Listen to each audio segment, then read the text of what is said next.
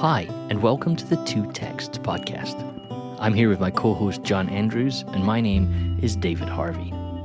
This is a podcast of two friends from two different countries, meeting every 2 weeks to talk about the Bible. Each week we pick one text to talk about, which invariably leads us to talking about two texts, and often many more.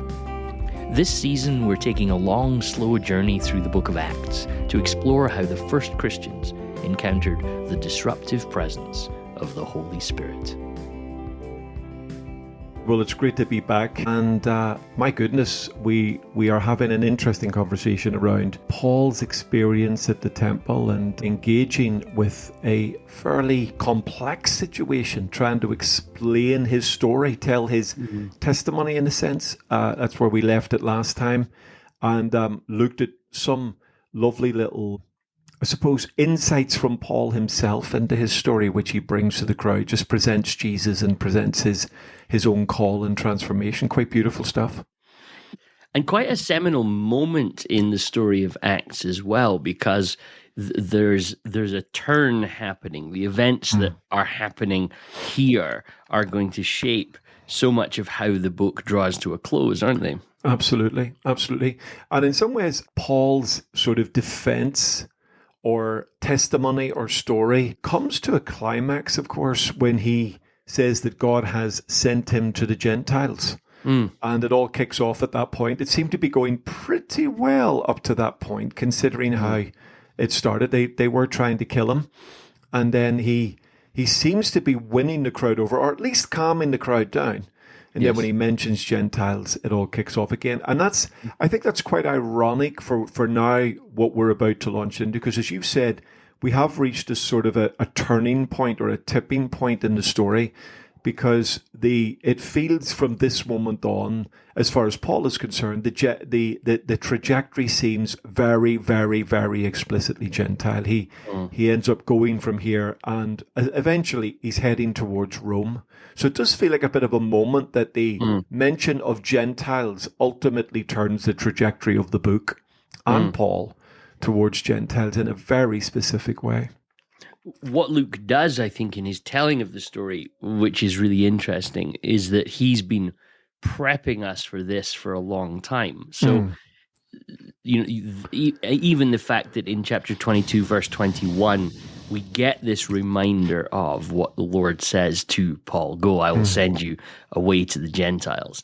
And so you're beginning to see almost the plot of Acts start unfolding more explicitly. This, you think, if we think way back when Jesus calls these disciples in Acts 1 to go and be witnesses to the very ends of the earth.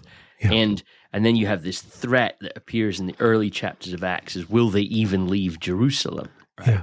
And then when there are attempts to leave, it's complex. Samaria, and then the Cornelius story. Yeah. It's complex, and then you get this Paul character, and this identity that's being developed around him, and even as we'll see in the reading today, how he himself, as a person, is equipped to be able to do this. Right? He's got Roman citizenship, as we know already, but we're going to see that come back into the play. His ability to navigate things within a Jewish context, but then very obviously, as again we've seen, his ability to live in other contexts. So I feel like if you were analyzing this as a piece of literature, that line that we read just at the end of the last episode, 22:21, "Go, I will send you far away to the Gentiles," is the moment where, if you've not been paying real close attention to what's been happening, you now realize exactly what's happening in this book, that we are seeing the gospel go from Nazareth in Galilee to Jerusalem to now the ends of the earth, as Jesus said. And although we've not yet seen it, you can now see, that's what's happening in this book. It's quite powerful. Yeah. It is very powerful, and it tracks very, very well in terms of what Luke is trying to do. He starts his beautiful gospel, as we've reflected before. He starts that gospel in Jerusalem, But by the time we get to the end of the book of Acts, we're in Rome. And he starts that with a very Jewish feel, Jewish centricity, and rightly so, to the Messiah story. But then we've definitely got a global and inclusive target of the whole world, which includes not just the Jewish world, but the Gentile world. So shall you read for us? We're gonna pick it up from verse 22 of our reading, and if you want to jump in there and help us, that'll be absolutely great. And we'll see where we go. So it reads like this. So bear in mind the last line we've heard in Paul's speech, "Go, I will send you far away to the Gentiles." And verse 22 continues. The crowd listened to Paul until he said this. Then they raised their voices and shouted, "Rid the earth of him. He's not fit to live." As they were shouting and throwing off their cloaks and flinging dust into the air, the commander ordered that Paul be taken into the barracks. He directed that he be flogged and interrogated in order to find out why the people were shouting at him like this. As they stretched him out to flog him, Paul said to the centurion standing there, "Is it legal for you to flog a Roman citizen who hasn't even been found guilty?" When the centurion heard this, he went to the commander and reported it. "What are you going to do?" he asked. "This man is a Roman citizen." The commander went to Paul and asked, "Tell me, are you a Roman citizen?" "Yes, I am," he answered. And then the commander said, "I had to pay a lot of money for my citizenship." "But I was born a citizen," Paul replied. Those who were about to interrogate him withdrew immediately. The commander himself was alarmed when he realized that he had put Paul, a Roman citizen, in chains. The commander wanted to find out exactly why Paul was being accused by the Jews. So the next day he released him and ordered the chief priests and all the members of the Sanhedrin to assemble. And then he brought Paul and had him stand before them. Yes. And we'll leave it on that cliffhanger at the end of chapter 22. Yes, I love how the NIV puts it. It says, those who were about to interrogate him withdrew. Other versions, there's another lovely version that sometimes I look at, and it says those who were about to examine him. But of course, what they mean by interrogation and examine is essentially a form of, they're going to torture him to some extent, aren't they? So this is, it's put very nicely in one respect, but that's not flower this up too much. These Romans are now on edge. They've seen a riot kick off. The Roman commander is so perplexed by the level of aggression towards this man, Paul, at the end of his speech, that he feels the only course of action is to interrogate him or examine him so that he can get this, information out of him. And you can see again the volatility of that world. There's no sort of sense of, well, let's sit down, have a conversation, find out what's going on. Conclusions are being reached, and the Romans are reaching for what the Romans normally reach for, and that is torturous methods to get the truth out of people. So it is it's a volatile moment when we read this in the context of our story. The danger is, it's a story, but this man is now being manhandled. He's being stretched out to be flogged, which would have been fairly brutal, and perhaps tortured in other ways in order to get this information out of him. So Paul really is at risk here. And it's a very, very serious situation for him. There's a little insight, and I don't say this glibly, although it does seem very strange. You notice, as you've alluded to it, that they are flogging Paul to find out why the crowd are angry with him, which sounds decidedly unfair if you think about it. A mob are chasing a guy down, and we're gonna beat the guy up to see if we can figure out what the crowd have got against him. Yeah. But at some level, clearly that's uncomfortable. But the part of the reason I bring that up is that you see the injustice of this empire. That's just the sort of thing that they do, and it's very ugly, actually, to think about it that way, that they're just quite happily beating a man up for the simple reason that the crowd are angry at him. So where we go. So the sense of as the story unfolds, and perhaps this is there's a deeper theological point, but as the story unfolds, it's not overly surprising to see miscarriages of justice happening. They're flogging him because they want to see why the crowd are mad. Then they're about to torture him, having not even checked. They just assume there's no chance this is a Roman citizen, so we don't even need to worry. Yeah. That Luke is doing that very Lucan thing of his representation of the empire is there is a critique in there, isn't there? Yes, I think that's what I'm trying to say. I don't want to overstate it. I don't want. Some people have suggested, that there's these like strong kind of attacks being built. I think that could be too much to suggest it. But Luke's heart definitely is one to show you the empire is not your friend necessarily. No. And we've talked about this before, but you see it here, don't you? Oh, you do. And I think Luke is doing that all the way through both, I think, his gospel and the book of Acts, in that he's presenting to Rome, he's presenting to the empire what the people of the way are and who the people of the way are and why they are not to be feared in a sort of a political sense or a power struggle sense.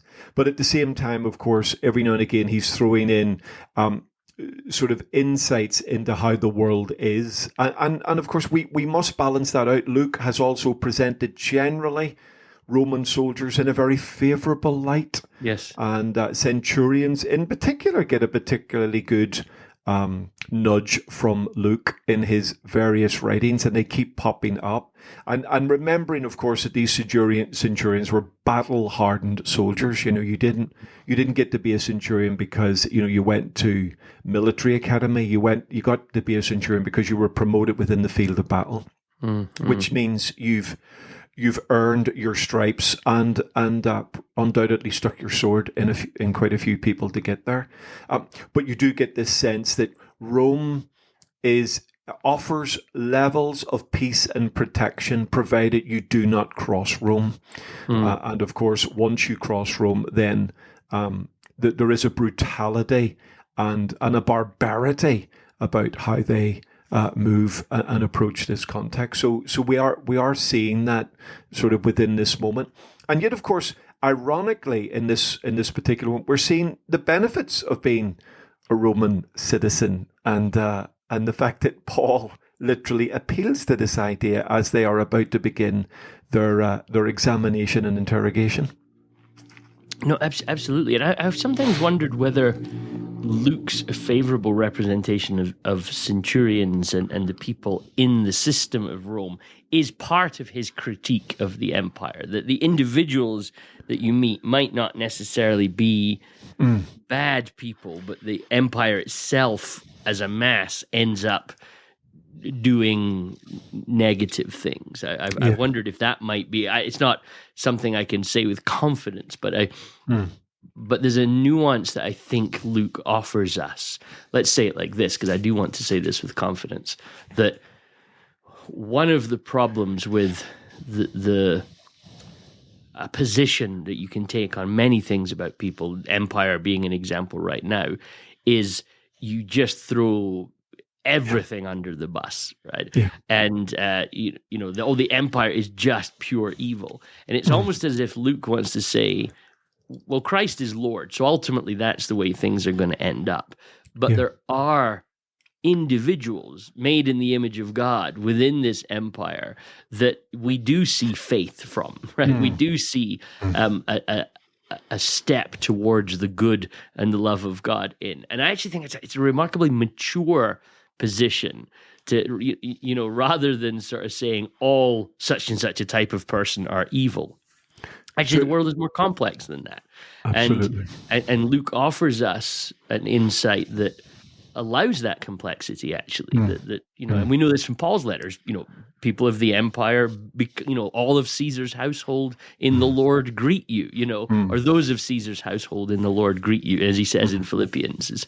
The gospel can see people outside of the broken things that they're part of. And I think that's the beauty of it that Luke's helping us with, isn't he? And yeah, absolutely. And I think he humanizes to some extent, doesn't he? I mean, we've even got the name of this Roman commander, so he gets humanized for us. We end up seeing, as we'll probably do reading on, certainly not in this particular podcast, but probably in the next one or two, we'll see that this commander seems to be taking a particularly positive and kind interest in Paul. And I think he's humanizing it, and I think that's I mean, I think it's a piece of even advice to us. I think when we look at the world and we categorize everybody within them, or we categorize everybody within an ideology or a system or a people group, we've dehumanized the individual, haven't we? Yes. And therefore then it becomes easier to victimize or criticize or put down those who are in that them category, within that. And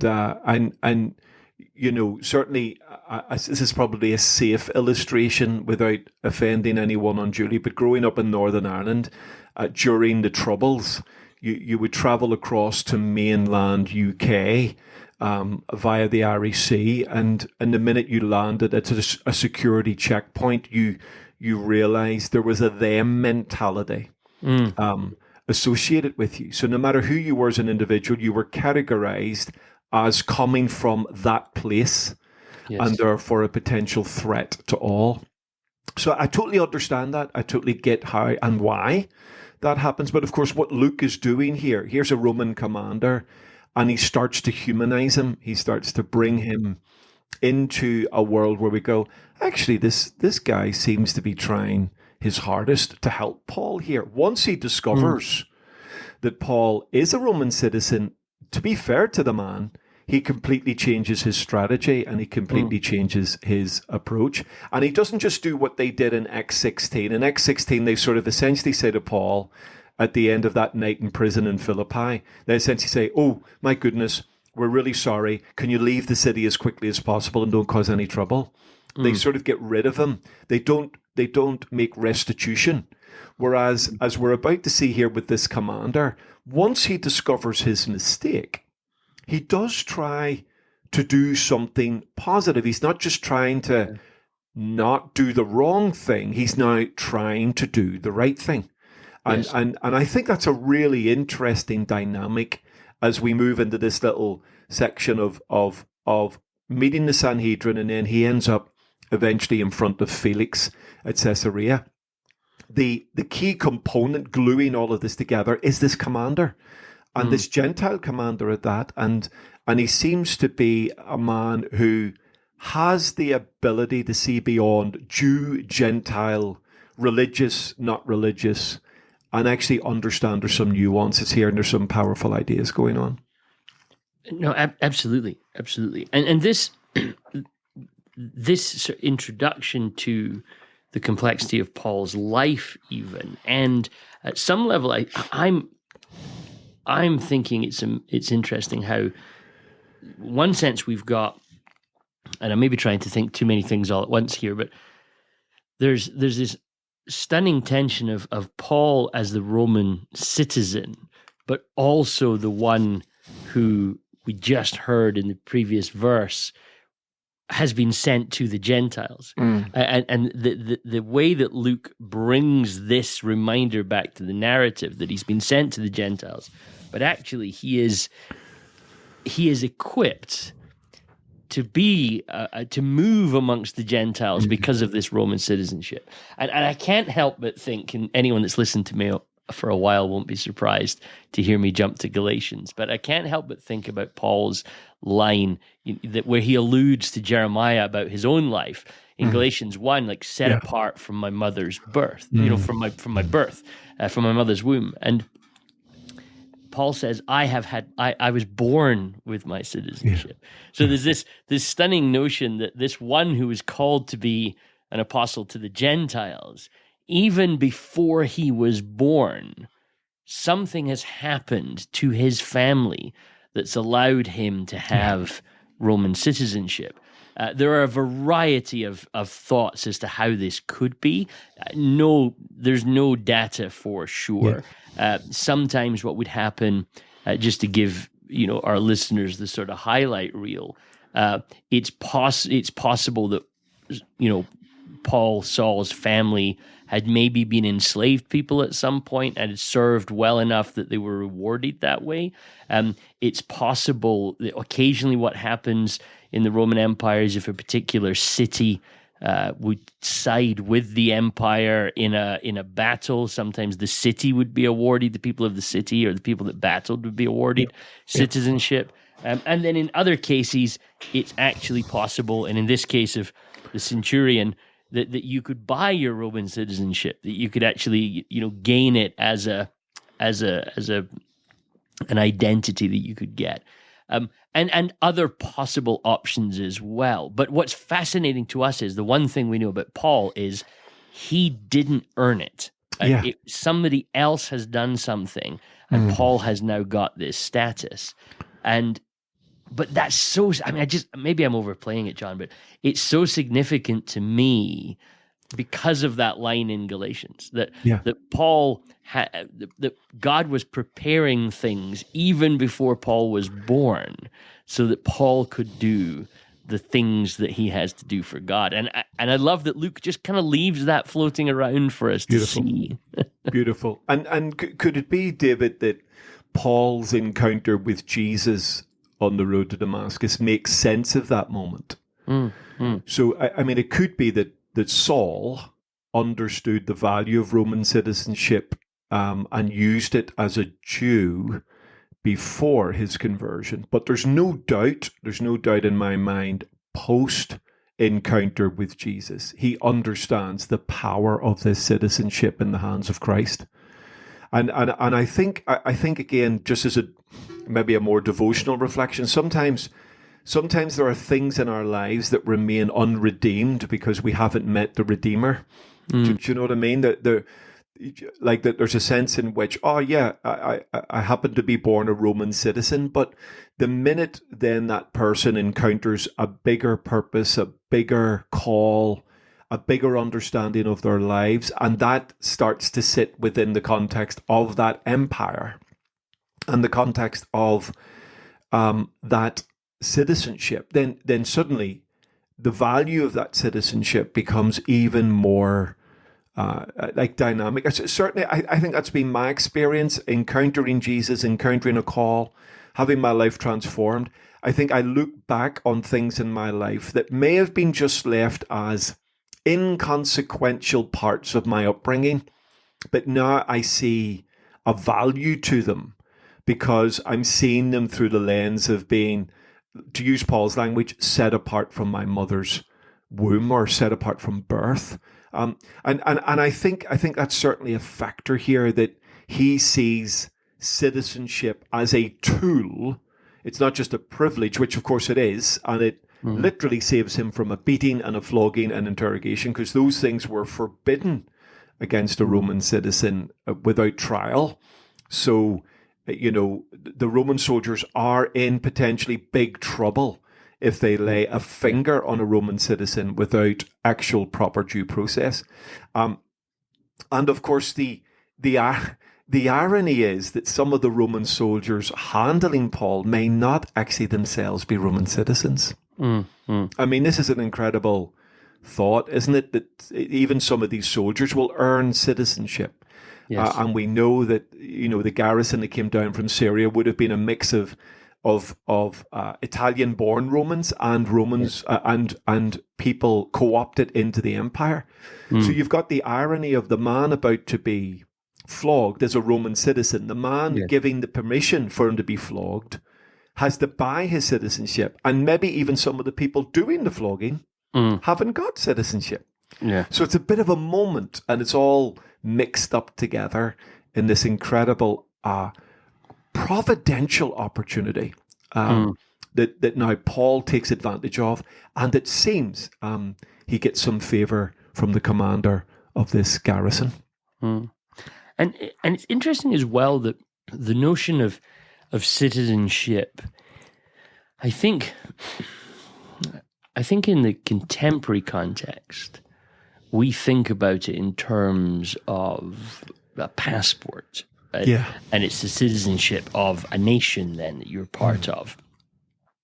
The ancient world, particularly at the time of Paul, thinks much more in terms of cities. And I think I've said this before, but when we talk about the Roman Empire, often what you get in your school maps, and even sometimes in Bible dictionary type maps and things like that, and atlases, you get this idea of, you'll see a picture of Western Europe, and it'll say the Roman Empire, 120 AD, for example, and all the middle of Europe, right up to the Scottish border, will be coloured in a particular colour, because that's how we think of countries nowadays. But in Paul's era, it's more a collection of cities, right?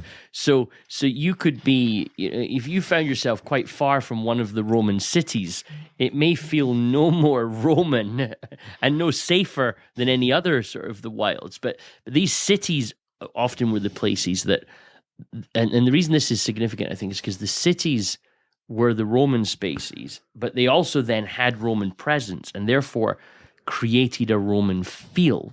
Right? Yeah. And so the notion of citizenship for us, it sounds like something that you either earn or are born with as part of a country, but then you are your own free self within that country. Citizenship in the context that Paul's in is more about a way of being. It's a status that you're given, but it's also about how we live. So actually, like we're looking at look at Paul's language in chapter 23, verse 1, which I realize is just ahead of where we are. But in 23:1, Paul will say, "Brothers, up to this day, I have lived my life with a clear conscience." And the word that he uses, that we translate as kind of lived my life, is actually the verbal form of the word citizenship, right? So Paul actually could say, I citizened my life, right? Now, this is interesting because later in Philippians, Paul's going to call us citizens of heaven, right? And again, why this matters is that what we're saying when we talk about citizenship in heaven is not, oh, I'm going to go live in heaven one day, which is a lot of times what people hear, but rather a citizenship doesn't necessarily define where you live. It defines the way of life that you keep while living. So to be a citizen of heaven, as Paul alludes to in Philippians, is to say wherever you live like heaven, which is a beautiful, beautiful concept there. Beautiful. And here Paul now is saying to the Sanhedrin, as we'll see in our next episode, I have citizened my life appropriately according to the way that things are. But of course, this is the question that's really sort of coming in, and it's been sort of led in, that Paul, the one who is citizening his life, within a Roman context, is the one called from before he was born to be the apostle to the Gentiles. And forgive me if that was too long an explanation, John, but I think that notion of that these writers and actors in this part of the story, citizenship is a way of life. It's a way of being that's being spoken to. And I think that helps us. Yeah. So good. No, I thought that was an absolutely beautiful reflection, and I love that. And Paul clearly, though, as we've seen in many different conversations, describing himself as Jewish born, Jewish educated, Pharisee of Pharisees, Hebrew. I mean, he sees himself at a religious, cultural, ethnic level as Jewish, yet he also embraces fully Roman citizenship. And I can't help but again hear the echo, David, back to Tanakh, of the exilic idea here, of the idea of the people of God in a context of other, in a context of another world, and yet still living by the principles and the truths of the things that make them essentially Jewish. You think of the exile, you think of Daniel, you think of his friends, you think of these great stories of exile where somehow they remained totally Jewish, totally committed to the way of the Lord, and yet fully embraced the way of being citizens of an empire that they had to serve, even becoming tremendously successful in the midst of it. And I can't help but see Paul as a crossover of that. Paul seems to be able to hold on to that sense of an identity of a man raised under Gamaliel, taught in the Torah, walking in the things of God, proud in the proper sense of the word to be Jewish, but also absolutely comfortable as a Roman citizen, and he doesn't see the contradiction between either. And I think again there's a lovely nudge to us that we are both. Well, let me speak for myself. I am a citizen of the United Kingdom. I have one of those lovely passports. And what a privilege that is. It allows me to go around it. But I am a citizen of the United Kingdom. But at the same time, I'm also carrying the tension that I am a citizen of heaven. And there's a sense in which my identity embraces, as a follower of Jesus, both those ideas that I'm called to live, not just as an exile in the United Kingdom. Well, one day I'm going to heaven, but I'm called to live fully committed to the well-being of the city, fully committed to the well-being of the place I am in, fully committed to being a positive contributor of citizenship in the world in which I live. And I hear Paul's echo in the exilic language of Tanakh, in the great letter that Jeremiah writes to the exiles in Jeremiah 29. I hear all of that echo in these moments of apparent dichotomy, and yet for Paul, complete congruence. They are completely held together as one.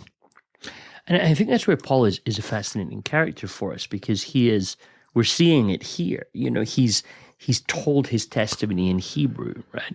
He's more than likely first language is Greek. You know, being born in Tarsus, he is educated in the ways of the Torah. He is a Roman citizen. He's able, we're going to see by the end of Acts, he's able to hold court amongst all sorts of people to very precise nuances. He knows when to say to the Roman centurion, hey, by the way, you know I'm a Roman citizen. He knows in the next episode or two, he knows exactly what to say in the Sanhedrin to cause all sorts of debates. You know, he's up to the minute on what will cause problems. He's in front of the politicians. He's doing all this thing. So you have Paul, the Roman citizen, Paul, the Pharisee, the Jewish, expert, and you have Paul, the Christian, and Paul, the follower of Jesus.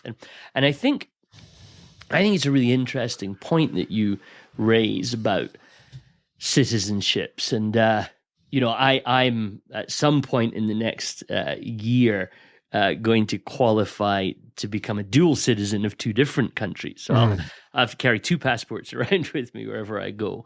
And, you know, one will be a citizenship that I was born with, and one will be a citizenship that I have had to earn, right? And by being present and living, you know, in and according to the rules of a country for a long time. But I think what you've said is so powerful and is so very Pauline. And it's interesting, actually. St. Augustine reflects on exactly the conversation that you just had, where he points out what Paul does, Augustine says, is he manages not to be divided on his notion of what citizenship is. So Augustine has this example where he said, like, you can't really divide a face, he said, as if like one half was loyalty to Jesus and one half was loyalty to the Roman Empire. He said, as if you can somehow just show one side of your face at a time and that be okay. And that's the metaphor that Augustine uses. He said, what often happens is that where we get muddled up and get in trouble is by not being able to understand which takes prominence, is how he says it. So, Paul is happily laying out his Roman citizenship because he is a witness of the gospel, right? And I think I remember years ago hearing somebody at a youth leaders event saying something which deeply perturbed me. And I would only be in my early 20s at the time. And this person said, "I'm British and Christian," right? They said, and they said, "I'm British first and then a Christian because I've always been British." And I remember thinking at the time, even as a young person, I don't think St. Paul would say that. No. Like St. Paul, born a Roman citizen, a Jewish expert, flawless in the law, I think he would say, "I am a Jesus follower first and foremost, and everything else is rubbish to me." Yes. And I think that's what you're saying, Yes. and I think that's what Augustine's saying. Is there's no problem for Paul to be a Roman citizen. There's no problem for Paul to be a Pharisee. There's no problem for you to be British, American, Canadian, a member of the golf club, all these sorts of things. But let's keep what is priority firsthand, And Augustine's point, which is really fascinating, is what are you prepared to suffer for? Right? What's the one? Because ultimately, without laying it on too thick, citizenship invariably will require you to suffer for something, right? Whether it's how you pay your taxes, or in some desperate situations, whether you have to go to war, right? And at those points, and Augustine says most of the time, our citizenships all live quite happily next to each other. But when there is a tension, we then have to decide which one takes the rank. And Augustine's point is what you see in Paul is that is unequivocally clear for him, that it's Christ first. And he would throw that Roman citizenship overboard really quickly if it comes into tension with his following of Jesus. Yeah, beautiful. And yet he's still at the same time prepared to see it, to go back to your beautiful reflection on being set apart to the Lord, by the Lord, from his mother's womb. Born a Roman citizen, he's come to a place of being able to see that all things can be useful in the context of serving Jesus, including at this moment, opportune moment, this providential moment, his Roman citizenship, which potentially gives him protections and opportunities that he may not have without that citizenship. And I love the fact that in appealing to his Roman citizenship, he's not just using it as a card that's just sitting aimlessly in his back pocket until he needs it, but actually he's leaning into the opportunities and possibilities that is providing, and causing them, to use this language for me, to be a slave to Christ, that he is, as the slave of Christ, he uses all things in slavery to him. And I think that, like, what we can also learn from Paul in this, John, I think is exciting, is just living nuanced lives. Right? One of my issues with so much of the language that I see in contemporary reflection is everything's in extremes, right? The Roman Empire is 100% evil, and therefore everything gets thrown out of it. Paul was Jewish, now he's a Christian, and it's almost as if, and therefore everything is bad. And we tell our stories of our own lives like that.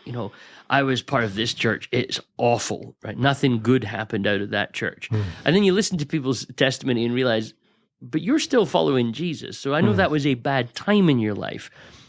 But I think about Joseph's, what you meant for, evil, God used for good. Like, is ever anything completely unredeemable is almost the question. And then for me, that sort of thought that once you've got that Pauline idea, we can live in nuance. So Paul, like in Romans 13, speaks about the governing authorities. It's like they're doing something here. And some of that stuff that they're doing, God may even have given them to do. Not all of it, but, governments can overstep and empires can overstep. And my goodness, we can't lecture Paul about that. He knows it as he's experiencing in exactly the story that we're telling right now. But the need for us as modern Christians to have nuance, right? That maybe your political party didn't win the election. Maybe your local government is how you want. But let's avoid speaking about them as purely evil, as all terrible, as nothing good is happening in that space. Because it feels what Paul does, and it's so clever, is that he's able to live within these tensions, always critically clear. Christ is Lord. He's the true king. But I can live within the system. I can use my citizenship when I need it. I can use my Hebrew when I need it. I can use my tent making when I need it. I can submit and pay taxes when I need it. And I just think there's a maturity to that I think we're in need of in the contemporary world.